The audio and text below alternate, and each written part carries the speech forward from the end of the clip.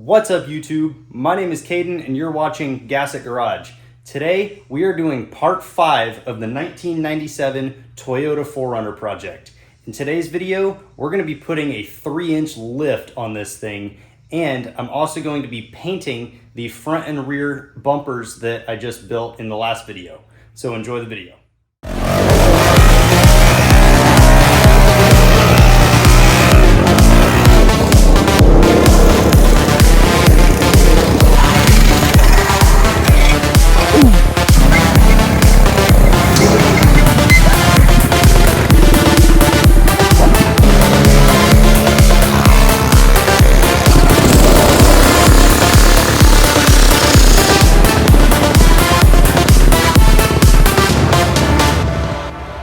Alright guys, so in the last video of this project, we got these turn signal lights installed on the front and some end caps put on the bumper here. And then I also built these custom rock sliders and rear bumpers back here. And I was able to get this one painted. I still haven't gotten the other one painted yet, but I'll probably do that off camera. And then later in the video today, we are going to be painting these and the front bumper. And that's why I made them removable, so I can paint them. And then the main subject of this video is going to be putting a 3-inch lift on this thing, which I'm super excited about because number one, it's going to look cool. 2, it's going to give me more ground clearance off-road. And number 3, my rear suspension is kind of shot. It is literally almost riding on the bump stops right there. There's very little space between the bump stop and the base right there. So when you compress the suspension, this thing rides horribly. So a 3-inch lift is going to give me way more suspension travel, and it's going to ride higher, which is nice. So while we're waiting on parts to get here right now, what I can do is start making the weld-on brackets that are going to go right here and also right over there, if you can see it. And those are going to be to correct the Panhard bar angle once this thing is lifted. Now they do sell a kit to do that, but it's weld on anyway. So I figured to save a little money, I would just do it myself. And honestly, it shouldn't be too hard because it's just drilling some holes in some pieces of plate steel, grinding them to the right shape and welding them on there. So it shouldn't be too difficult. All right, so actually scratch that. I'm not going to be building my own Panhard bar brackets under there because I found a set on eBay for 20 bucks. And by the time I actually buy some steel to build my own, it's probably going to end up being even more than just buying the kit. So I bought the kit. I'm waiting on it to get here. But for right now, let's go ahead and start on the front suspension by putting in these new upper control arms and strut spacers. So first thing I need to do is jack this thing up and get the front tire off. So let's go ahead and start doing that and disassembling the front suspension.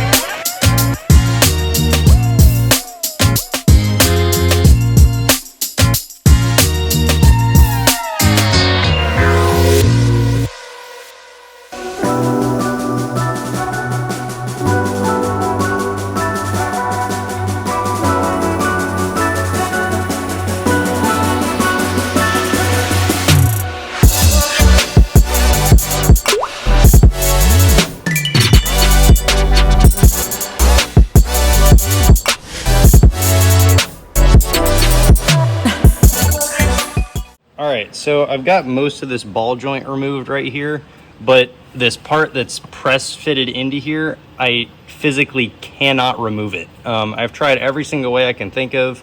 I've tried cutting the ball joint in half so I can get better access to it.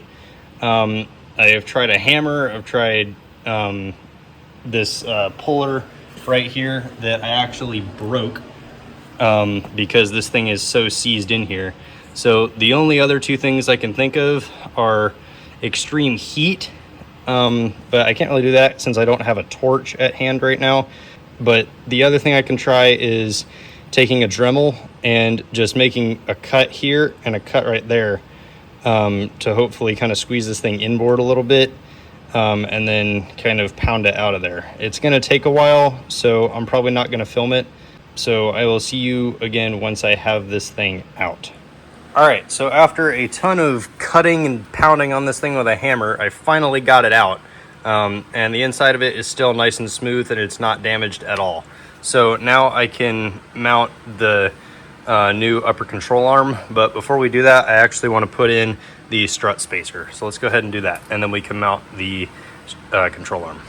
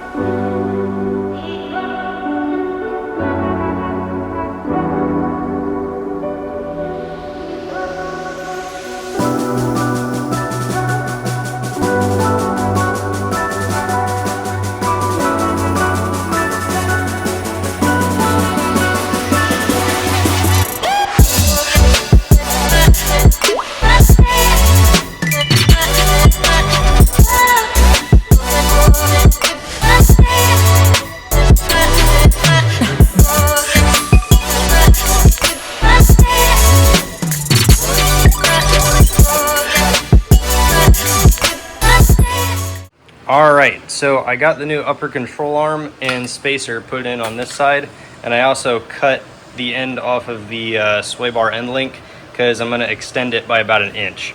Now, the other side here is going to be the exact same as this side, so I'm not going to film it just because you literally just saw it over here. But I will film cutting and extending and welding the sway bar end links, as well as putting in a front differential drop kit to fix the CV axle angle a little bit. So I'm going to go ahead and do this side off camera, and then after that's done, I'll go ahead and do the end links and the diff drop kit. All right, so I just got the driver side done and it's looking good. So now we can do the sway bar end links and the diff drop kit.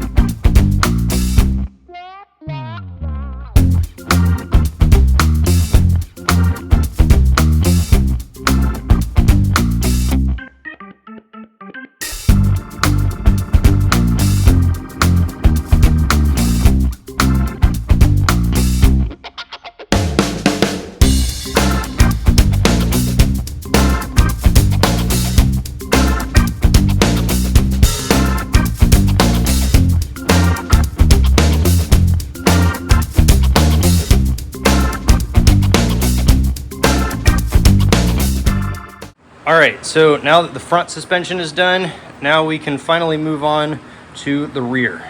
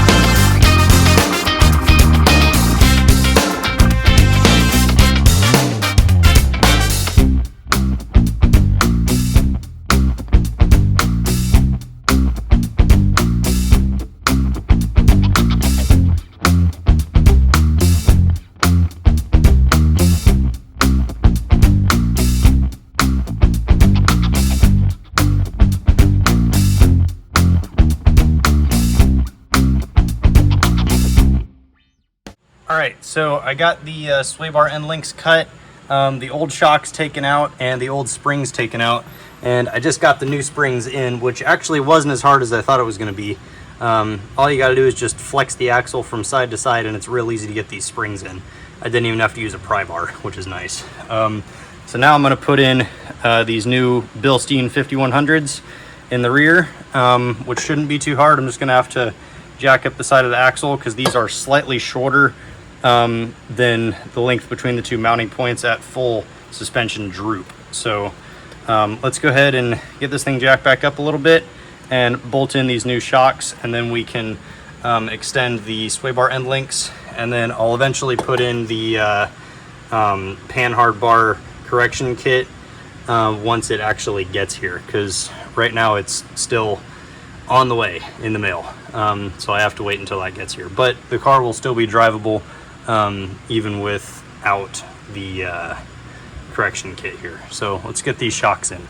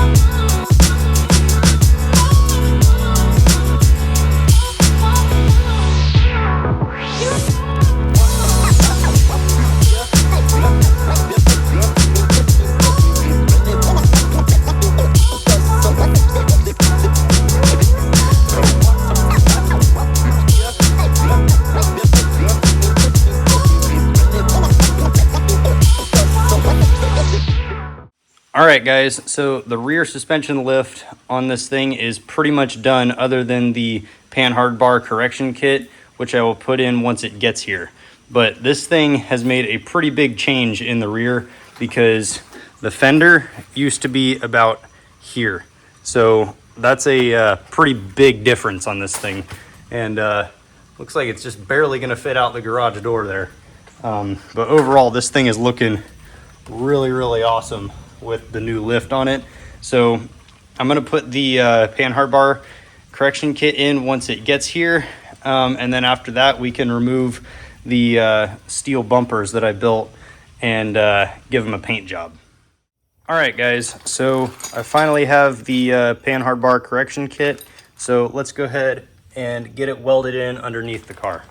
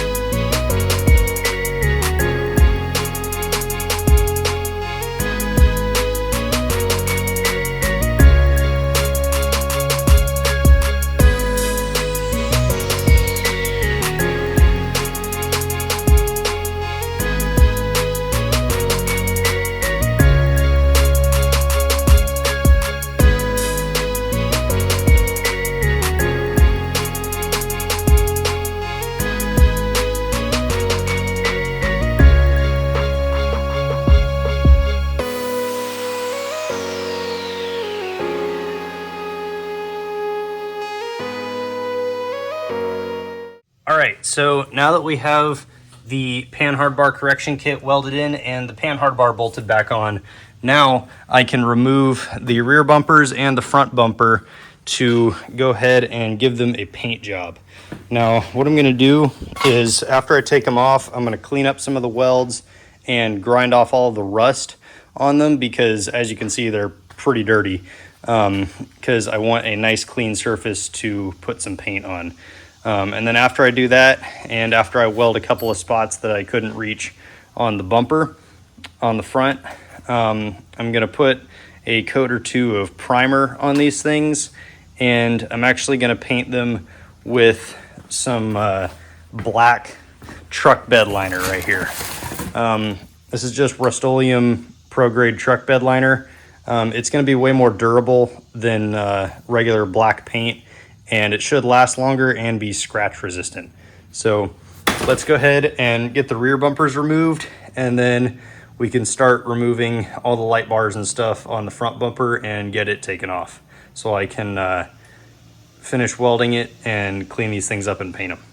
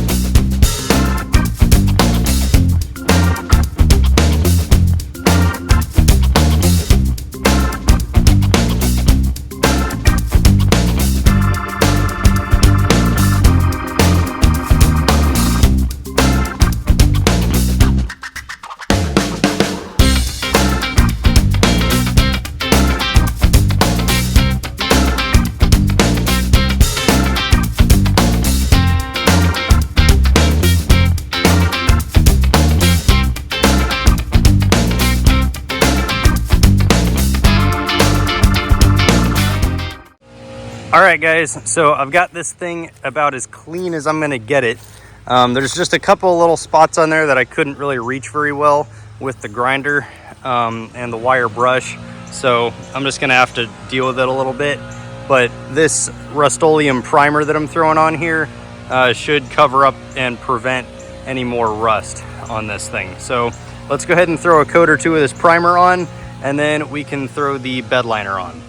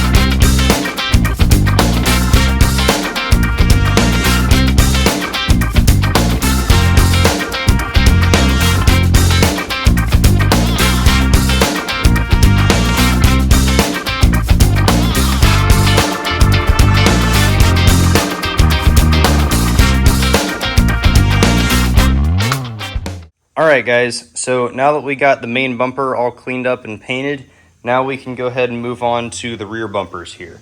I'm only going to film doing one of them, cleaning all the rust off and putting primer and paint on it, because I really don't want to film the same thing twice and it'll make the video a little bit shorter.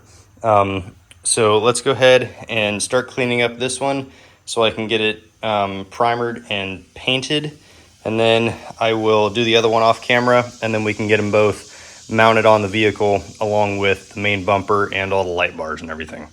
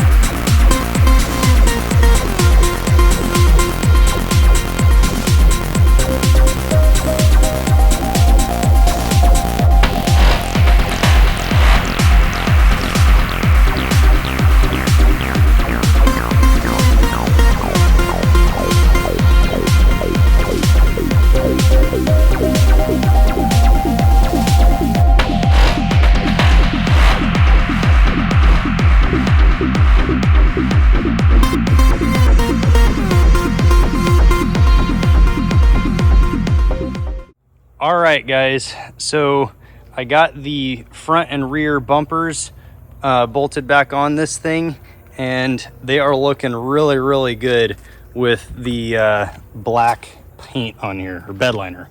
And then off camera, I also painted these rails underneath here. They're not perfect because I couldn't reach every angle on them, but that'll kind of protect them from rusting and stuff like that. So this thing is looking awesome and super beefy and rugged. Now I do still have to paint the other rock slider over here, but I keep procrastinating and like putting it off and not doing it, and it's just getting more and more rusty by the week. So I will have to paint that, but I'll do it off camera. But with the lift on this thing now, this thing is looking totally awesome. And every single upgrade that I do to this thing just looks better and better and better on this thing.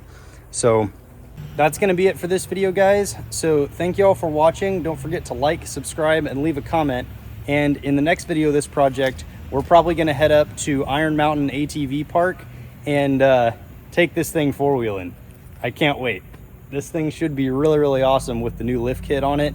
And it's going to be kind of cool to show it off to anyone else who's up there, because I have gotten a lot of people tell me that this thing is really, really cool. So that's pretty awesome. But thanks for watching, and I'll see you in the next video where we're gonna take this thing off-road.